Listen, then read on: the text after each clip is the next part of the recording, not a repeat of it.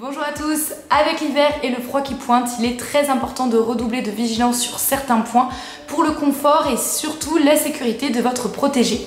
La première chose, vous le savez, on vous le rabâche chaque année, mais je vous le rabâche encore cette fois-ci, c'est cadeau. Prenez bien l'habitude d'essuyer votre chat ou votre chien après la balade, surtout s'il a plu, qu'il est gelé, parce que les animaux, même s'ils ont des poils et une fourrure, ils sont également sensibles au froid et aux engelures entre les coussinets quand il neige. Parce que oui, qu'il gèle, qu'il vente, qu'il pleuve, qu'il tout ce que vous voulez, qui nous motive absolument pas à sortir, votre animal lui a besoin de se dépenser, a besoin de courir, donc pas d'excuses, quel que soit le temps, il est important de promener son animal. Mais une fois que vous êtes rentré chez vous, prenez-vous 2 petites minutes pour l'essuyer, ça lui évitera de tomber malade, ça vous évitera des frais de vétérinaire, tout le monde est gagnant.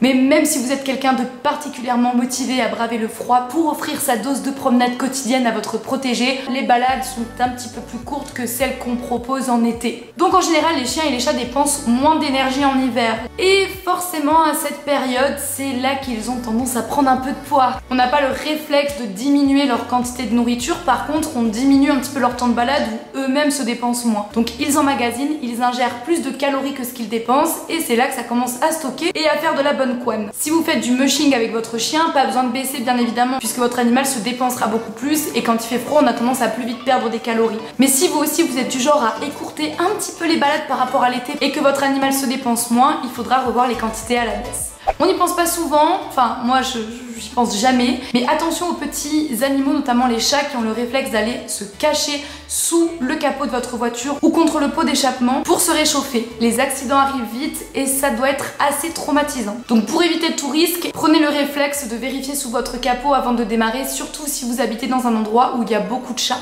Idem pour les raticides, les pesticides ou les petits granulés empoisonnés qu'on met pour faire fuir les rongeurs. Même s'ils sont utilisés tout au long de l'année et qu'il faut faire attention tout au long de l'année, en général en hiver, les gens ont davantage tendance à en utiliser puisque les rongeurs se rapprochent souvent de nos habitations pour se réchauffer. Dernier petit point qui peut sembler anodin mais qui a son utilité, c'est d'utiliser un collier lumineux ou un gilet harnais réfléchissant si jamais vous promenez votre chien à la fin de la journée et qu'il fait déjà nuit. Et ces accessoires sont toujours utiles pour ne pas perdre de vue votre chien. Si votre chien a tendance à s'éloigner un petit peu, ça va vous éviter de le perdre. Si votre chien tombe quelque part, ça vous permettra de le retrouver facilement, etc., etc. Je suis curieuse de connaître vos habitudes que vous mettez en place quand il commence à faire froid pour le confort de vos protégés, donc n'hésitez pas à les partager en commentaire. Également à nous dire quel type de vidéo vous voudriez retrouver sur la chaîne YouTube d'Assure au Poil. On est quand même plus de 3000 par ici et toute l'équipe d'Assure au Poil et moi-même sommes ravis de vous avoir parmi nous.